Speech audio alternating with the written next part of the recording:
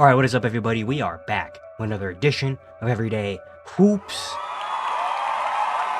Hope you guys are having a good one. Today we have episode 20 of season 3 of the Look-In series, something I do at the end of each team season, where I go back, recap the team season, see what the future holds for them, and look into what this team is doing. Today's episode is on the Detroit Pistons.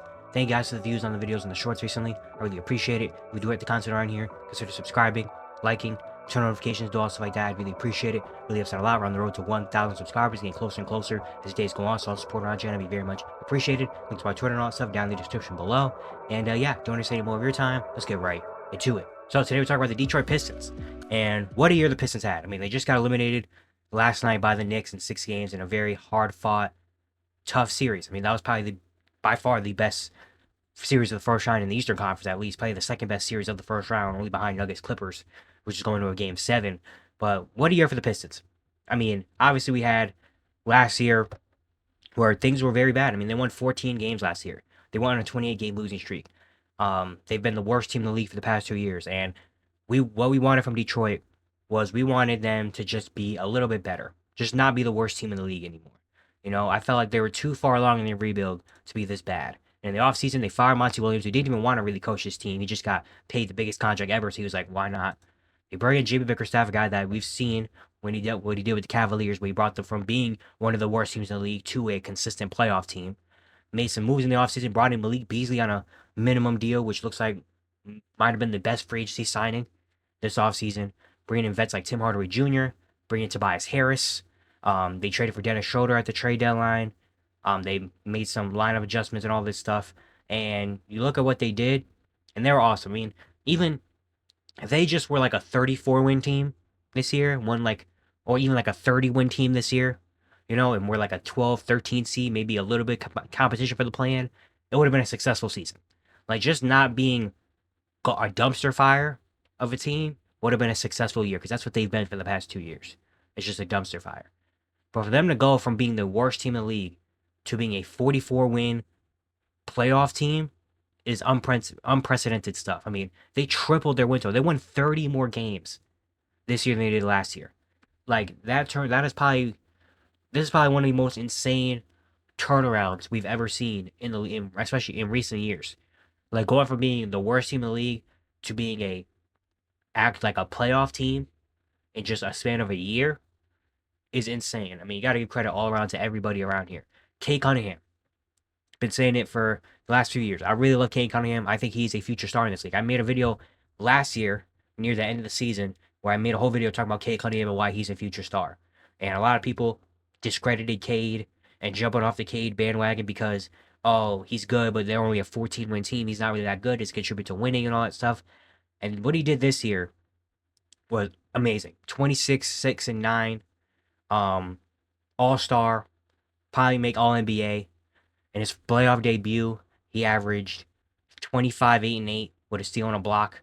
Like, he is ridiculous. He is he's an all-star. He's going to be a perennial all-star, perennial All-NBA type of guy. Because he's amazing.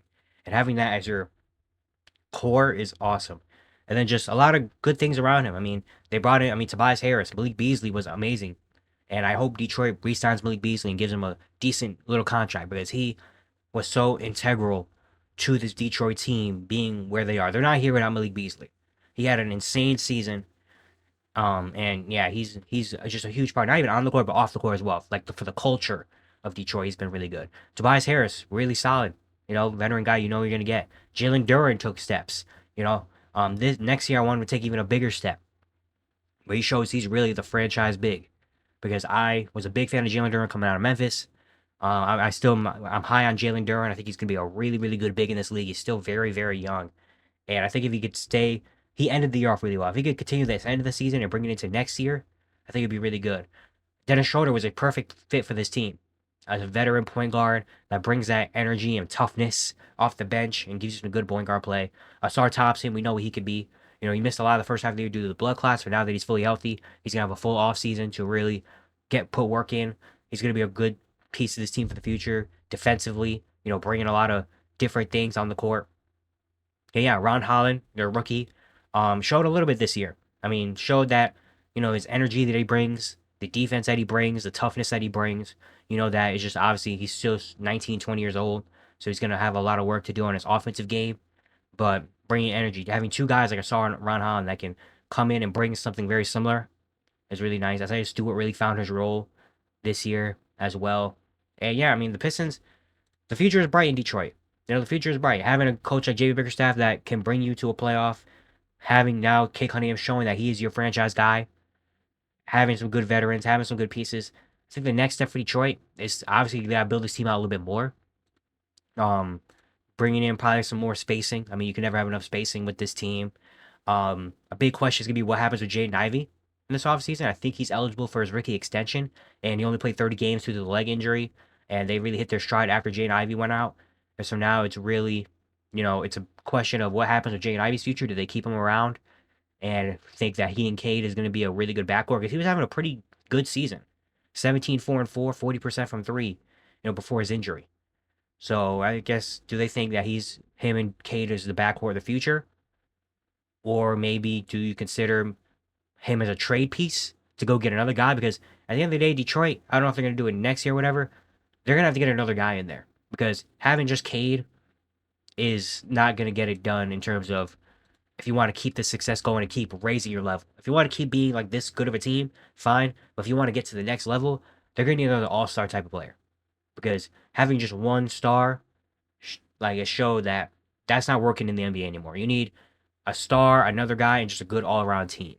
And they have the star. They have a solid all-around team. They don't have that other guy that they can turn to if Cade's not having his best game, or in the clutch where they're trying to force the ball out of Cade's hands. They don't have another guy that can for sure go out and get you 20-something points. Maybe they think that's Jaden Ivey, and they think that backcourt is going to work and be the future, But I think eventually they're going to need another guy. Do they do it this offseason? I'm not sure. I can see both sides of it. I can see one side being like, we're still very young. Let's not, we're still very young. We still have Jane Ivey. We still have Ron Holland and Star Times. We still have so many young guys around that we want to keep building this team up and see what they can do next year. But I can also see another side where it's like, we're trying to capitalize right now. We're good right now. Kate is still very, very young. We still have a lot of young pieces. We have it right now. Let's just go all in, especially with the Eastern Conference looking a little different. With rumors about the Celtics maybe having to break things up a little bit. With the Bucks looking how they look now. With the Heat looking how they look now. With the Sixers looking kind of how they look now. The Heat looking, I think I already said the Heat, but whatever.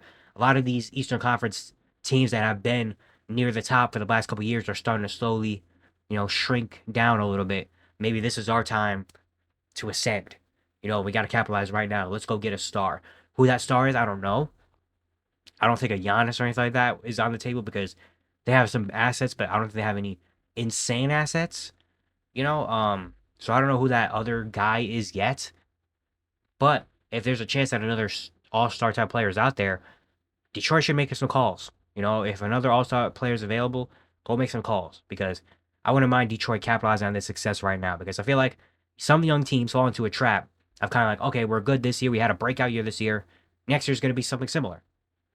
And we've seen in the last couple of years, the Kings are an example. The Magic kind of were an example this year where it's like the second year of a big breakout is the hardest year because that's where you're not surprised. You're not surprised anymore. Everybody knows, okay, the Pistons are actually a good team. This isn't that same old 15 win. We could just walk in, rest our starters, and get a win. Like, this is not that team anymore. This is an actual good, competent basketball team. We have a year footage on you. We know what you're trying to do now. Now, next year is the year where you're really going to have to prove it and show to everybody how real are you. And getting another all-star in, another good player in, would really help a whole lot for Detroit, But, I mean, again, can't really say much more about how insane of a year Detroit has. I mean, basketball is back and alive in Detroit where it was gone for a little while. The last time they were actually a fun team was like, I don't even know. I would say the Blake Griffin years, but I don't even know how great the Blake Griffin years were. I mean, Blake Griffin had that all-star year in 2019 where he was all-NBA and stuff. But everyone kind of knew they were going to get destroyed in the first round by the Bucks. Like, Detroit actually had a chance in this series. Like, when's the last time the Pistons went into a playoff series thinking, okay, we have a legitimate shot? It might be the early 2000s with, like, the Wallaces and Chauncey and Tayshaun Prince and Rip Hamilton. Like, that probably is the last time the Pistons are actually, like, a team that was, like, competent and good and people wanted to watch. Like it's been a very long time since Detroit's actually been relevant like this. And so just an amazing season for them. I hope they can continue it into next year, and keep being this good and get some more production from some other young guys and their younger guys develop. And again, depending on what happens in the offseason, they can go get another really good player. That would be really nice. But yeah, Detroit's gonna be good now. Detroit's gonna be solid. They're gonna be fine. Especially, I mean, they have the luxury of being in the Eastern Conference, so that's good as well. But I'm very interested to see what Detroit does in this offseason, what direction they want to go, what they think about some certain pieces and certain scenarios. But Detroit basketball is back, man. Detroit basketball is back, and I can't wait to see how it continues to grow. But yeah, it's good to say. Hope you guys enjoyed. Once again, if you do like the content around here, consider subscribing, liking, turn notifications, doing all stuff like that. I'd really appreciate it. Really upset a lot. There's a playlist up here somewhere. You can go back and check out the other episodes of the Look-In series. We're very close to 1,000 subscribers. We're getting closer and closer as the days go on. So all support around the channel will be very much appreciated. And yeah, I'll see you guys tomorrow.